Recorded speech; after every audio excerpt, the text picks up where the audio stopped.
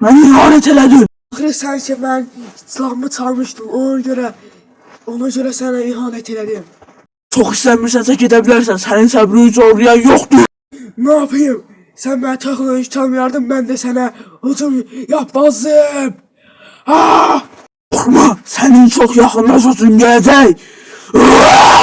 Ben seninle celini getireceğim. Bunu teknoloji çalmadan önce düşünecektim. Süper güç aktif. Ne oluyor?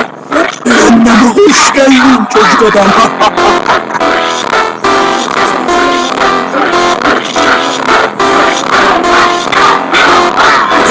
Vaktimizde büyük hasar aldık. Defol git.